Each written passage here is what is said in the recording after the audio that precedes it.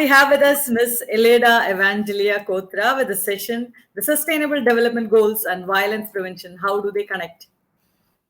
She is the founder and creative director of www.livingpostcards.com, a project started in 2012 at the time of deep economic and political crisis out of the need to change the world's perspective of Greece.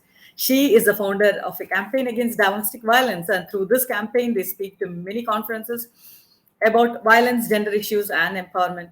Purpose is to inform women and adolescents about these issues. Also, editor of www.livingpostcards.com, the biggest database about Greek creativity and entrepreneurship. She supports new brands through storytelling, social media management, advertising, and she has organized 22 successful networking and conferences with speakers. She is also the founder of the Don't Accept It campaign against domestic violence. Thank you so much for joining us today. Over to you for your session. Thank you. It's a great pleasure. Thank you for the opportunity to be here with you all today. I have to say that it's a big honor to listen to all those amazing women. And as I always like to say, united women always win. And this is the motto of our campaign. We tried to empower girls, women, that their power is already inside them. We're talking a lot about issues like patriarchy in our events. We make a lot of events in order to bring women and listen to psychologists, lawyers, police officers, people, mentors, and we're trying to connect them in order to find solutions and to be empowered. But the truth is that the power is already inside us. Let me say some things before I start my topic. Last year I was in a conference in London through Zoom, of course, and I got the chance to meet a very famous angel investor, which of course he is a man. And I asked him why it's so difficult to give money to female founders startups. Why it's so difficult for a woman and her team to get fundraising from you, that you are very experienced angel investors in all over the world. Today, 8% of women get money and the rest are male founders of startups. And he was very cruelty honest. He said to me that women don't take risks. They don't like risks. And if I have to invest my money, it's better for me to invest in men, because men love to take risks. Men work together as best friends. They argue, they have a fight, but in the end, they make a successful startup. Of course, in my ears, that was a stereotype, but it was containing a little bit of truth. Later, I put a post on LinkedIn and I wrote, I'm trying to find female that are in the IT business, in coding, and let's make an agency, only women for women clients. And you know what happened? I got a lot of messages from men, not from women. And this was very, very sad for me, because I knew that women can code. They're amazing in artificial intelligence, in technical things, and not only in Facebook and Instagram, but they have an amazing level in technical issues in social media. But it's very difficult to find women that they can come together without knowing each other and start something new. And this is what we're trying to accomplish, to feel that we can support each other, to be empowered by each other and inspired, and forget all those silly stereotypes ahead of us. So my topic today has to do with sustainability and the violence prevention. Some people could say that there is no such thing as a connection between sustainability and prevention of violence. But to be honest, there is. And there is a big connection between these two things. First of all, we have to work as a society. Later, we have to work as a community. We have to change our relationships, and we have to work as individuals. We as individuals, I'm sure that we have the power to change a lot of things. We have to start, of course, by ending poverty. And I know this sounds very romantic, and maybe it is very romantic, but ending poverty in all its forms everywhere, for me, it's one of the biggest steps to start and changing a lot of things around us, and even eliminate as much as we can violence and gender stereotypes. We have to eradicate extreme poverty for all people everywhere. We have to reduce at least by half the proportion of men, women, and children of all ages that they are living today in poverty. It's very important to ensure health and mental health and well-being for men and women in the same issue. We have to promote mental health. We have to strengthen the prevention and treatment of substance abuse, even if it includes narcotic, drug abuse, and harmful for use of alcohol. This is very important.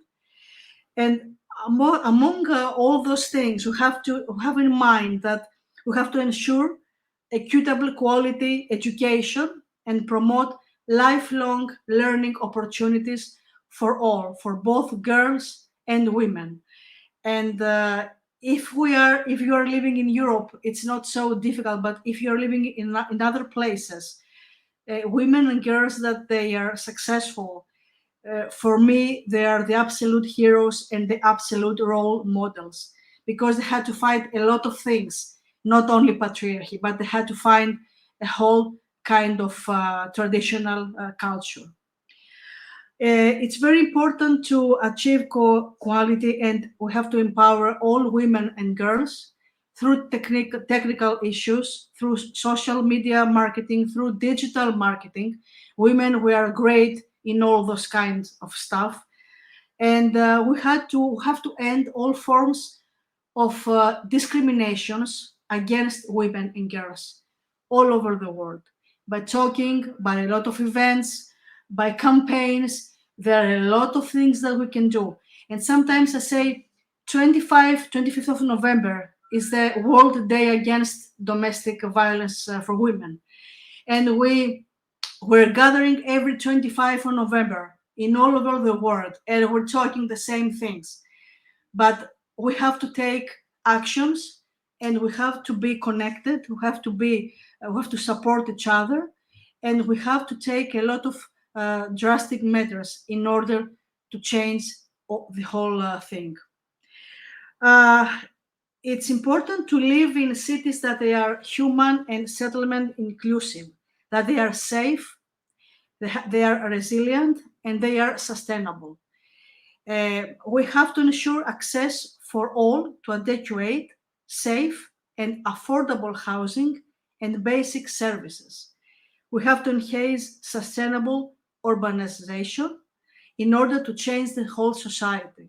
And the next step, it will bring not so much violence. We have to start from the way we live in our cities, in our communities, in our own relationships, and then we can do a lot of things to change this amazing issue that it's amazingly global. We have to promote peaceful and inclusive societies for sustainable development. We have to provide access to justice for all and build effective, accountable, and inclusive institutions at all levels. Some people would say that, is this enough? I mean, if we have amazing sustainable cities, if we have a better daily life, how can we prevent violence in the end? Well, it's not always about making your life better, because in some countries, homicide rates increases as they move from low to middle income, And in some countries also, women's empowerment has led to increased intimate partner violence, because the whole thing drives someone to jealousy, and then we have violence, and sometimes we have amazingly bad crimes. So it's not only about fixing our cities, fixing our relationship, our community, and ourselves.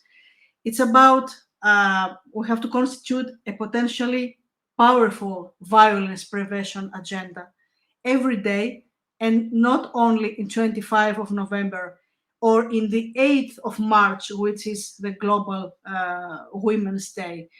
For me, we're trying to talk about this issue all year. We're trying to go to schools. We're trying to speak to girls, to many women, because violence is not something that we can talk about 3, 4, 5 times a year. It's a much work is needed to achieve focus and make the targets measurable. It's very, very important. Above all these things, we have to stay united. We have to cooperate. We have to do great networking, and we have to do a lot of brainstorming in order to find a lot of solutions in this very serious topic, such as is domestic violence. I am open for any kind of collaboration, of networking and brainstorming. We're trying to, we're fixing now the second campaign of our organization. And I think that we have to be, standing by, we have to stand by for everything that's going on around the world, united, with inner balance, inner peace, and we have to be close, the one woman to each other. We have to be connected, close, and women are not our enemies. Sometimes enemies are inside us, so we have to fight. We have to fight auto-sabotaging and the stereotypes in order to fix a lot of things around this society we're living. So that was my presentation. It was short, and I'm all the time open for any kind of questions and collaborations. Thank you very much, and thank you for your big opportunity. Thank you very much. Thank you so much. Thank you so much for that wonderful presentation, and thank you so much for joining us today. Now we'll take a short